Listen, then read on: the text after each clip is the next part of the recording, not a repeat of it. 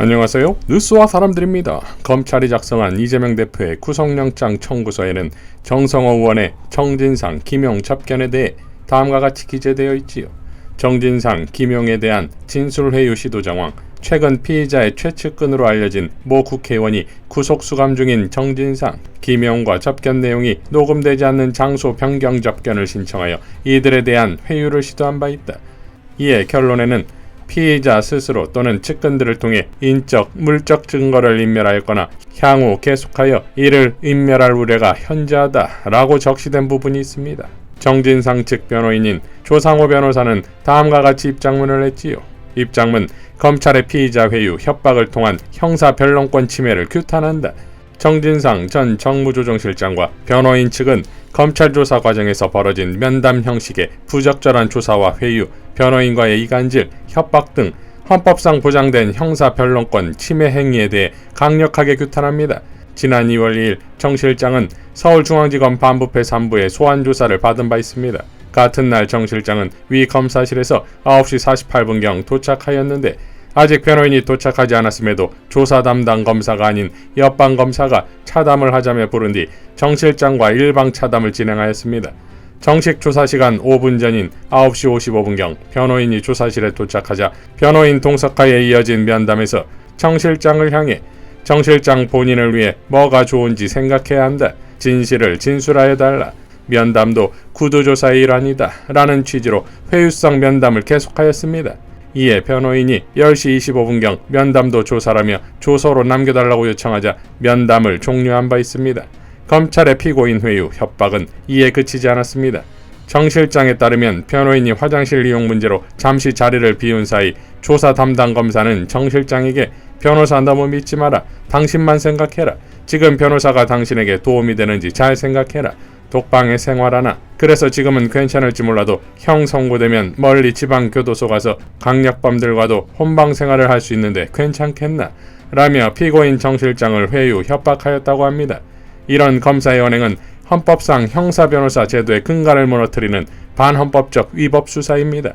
윤석열 검사 정부는 그간 얼마나 많은 사람들을 이런 위헌적 겁박 수사로 조작하여 온 것입니까?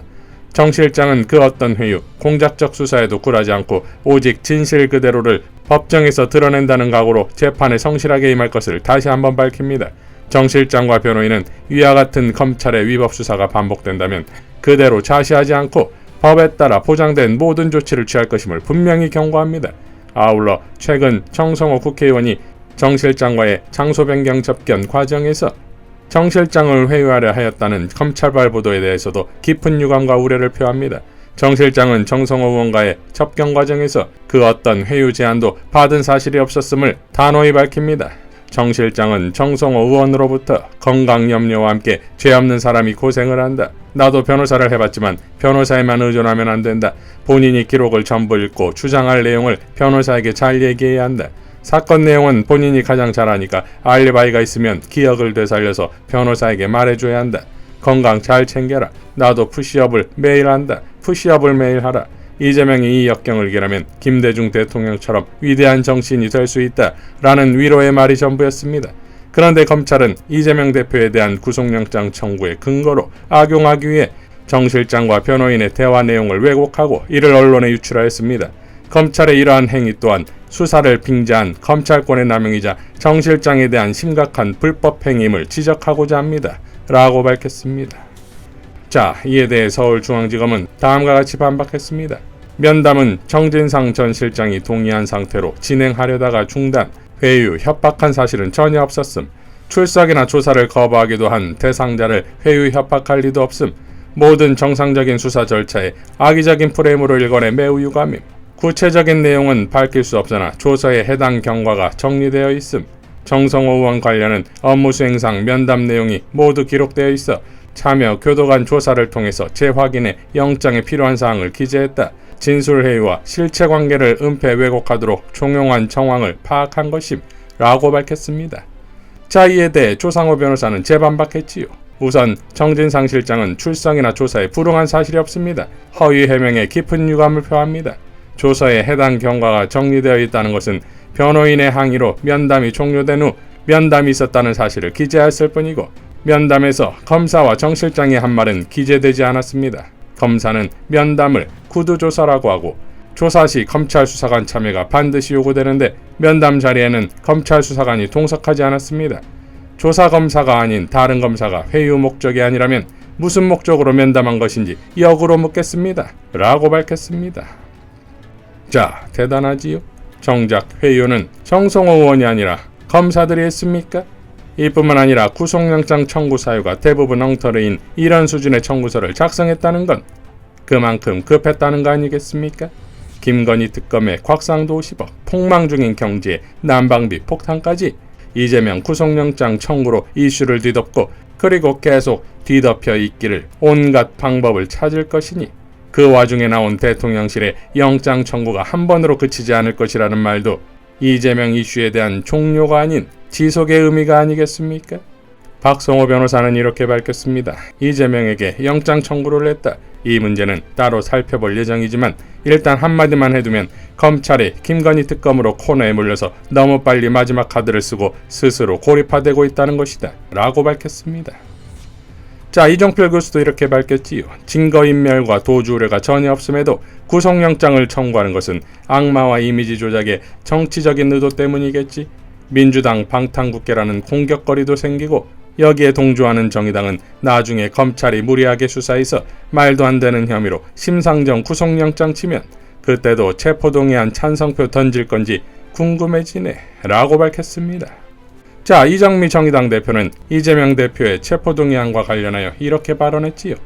영장 실질심사에 가서 다투는 과정을 국회의원이라고 해서 거부하는 건 특권이고 이런 불체포 특권을 내려놓자는 게 정의당의 당론이다. 민주당은 이 대표가 구속될 사유가 없다고 하는데 영장 실질심사에 임해 그렇게 판단받으면 된다. 라고 발언했습니다. 자, 그러니까 국회의원으로서의 특권을 내려놔라 이거지요. 박창진 전 정의당 부대표는 다음과 같이 밝혔지요. 정의당이 이재명 체포동의안 찬성 당론을 연일 언론에 흘리며 존재감 부각에 열중인 모습이다. 그러면서 주장하는 것이 국회의원의 불체포권은 소수만의 특권이니 그 특권을 내려놔야 한다고 주장한다. 마치 평등론을 외치며 한쪽은 나쁜 놈으로 호명하며 프레임에 가두려는 격이다. 아마도 그것으로 독자적 존재감을 드러내 지지층을 모아보겠다는 전략인지 모르겠다. 맞다. 마땅히 부당한 특권을 내려놓아야 한다. 그런데 그런 비판이 제대로 공감을 얻으려면 스스로에게는 몇백 배 더 엄격했어야 하지 않을까? 자신에게만 관대한 특권 해체주의라는 말은 다수 시민 입장에서는 공허한 메아리로 들릴 뿐이다. 젊은 꼰대가 나이로만 꼰대론을 가르며 나는 젊어서 절대 꼰대 아님이라 스스로 외치는 꼴이다. 장 의원의 항공비 892만원과 숙박비 126만원 등 총 1155만원을 국회로부터 지원은 무엇이고 류 의원이 스스로 SNS에 홍보한 VVIP 대우 받으며 간 월드컵 출장은 다른 이에게 내려놓으라는 그 특권과 무엇이 다른가? 정의당 의원들 외유성 출장만 찾아봐도 기사가 넘친다. 단지 거대 두 당만큼 언론이 주목하지 않을 뿐이다. 나만 옳다가 올곧은 신념이 되려면 전제 조건은 명확하다. 자칭 진보 정치가 이렇게 다수 시민들로부터 공감을 얻지 못하는 것은 모든 시민들에게도 불행한 일이다. 라고 밝혔습니다. 하승수 변호사도 이렇게 밝혔지요. 저는 불체포 특권이 국회의원의 특권 중에서 폐지해야 할 선순위 특권이라고 생각하지 않습니다. 물론 불체포 특권도 나중에는 폐지해야 하겠지만 검찰과 사법에 대한 불신이 큰 대한민국에서 불체포 특권은 폐지 순위에서 후순위입니다. 특히 선별적 압수수색, 선별적 기소를 반복하고 있는 대한민국 검찰의 문제점을 생각했을 때 그렇습니다. 그리고 불체포 특권이 불처벌 특권은 아니고 불구속 기소에도 처벌이 가능하니까요. 제가 보기에 국회의원 특권 중에 가장 먼저 폐지할 특권은 잘못을 저질러도 감사받지 않고 징계받지 않는 특권, 그리고 과도한 보좌진을 두고 국민 세금을 낭비하는 특권이라고 봅니다. 일부 성실한 국회의원들은 제외하고 하는 얘기입니다. 20년 이상 국회를 감시하고 국회 개혁에 대해 고민해온 결과로 제가 내린 결론입니다. 이어 얘기한 김에 조금 더 하면 소위 진보정당이 국회에 들어갔어도 국회의원 특권 폐지를 위해 진정성 있게 싸웠는지 라는 질문을 던져봅니다. 국회에 들어간 순간 국회의원들이 누리는 특권으로부터 진보정당 소속 국회의원들은 자유로웠을까요? 노회찬 전 의원이 국회 특수활동비에 대해 문제 제기를 한 것을 제외하면 진정성 있게 국회의원 특권 폐지를 위해 싸운 진보정당 소속 국회의원은 잘 기억나지 않습니다. 이것이 제 기억력의 문제인가요? 라고 일갈했습니다. 자, 고일석 기자는 이렇게 밝혔지요. 김대중, 노무현, 문재인 대통령 시절에 민주정권이라면 불체포 특권이 필요 없습니다. 국가의 검찰권을 정치적 도구로 사용할 생각이 아예 없기 때문입니다. 그러나 지금 정권은 할 줄 아는 것이라고는 없는 죄 만들어 뒤집어 씌워서 잡아쳐넣는 것밖에는 없는 검찰 독재 정권입니다. 이재명 대표에 대한 구속영장 청구는 명백히 국가 권력을 정치적 도구로 사용하는 폭력입니다. 떳떳하면 영장 심사받아라. 그것은 독재를 경험하지 못한 나이브함에서 나오는 생각이거나 독재의 폭거를 알면서도 덮고 눈 감아주려는 부역질에 불과합니다. 라고 밝혔습니다. 자, 이 정도 상황이면 정의당의 정의는 곧 정의당의 소멸로서 구현될 판이지요. 이상 뉴스와 사람들이었습니다. 시청해주셔서 감사드립니다.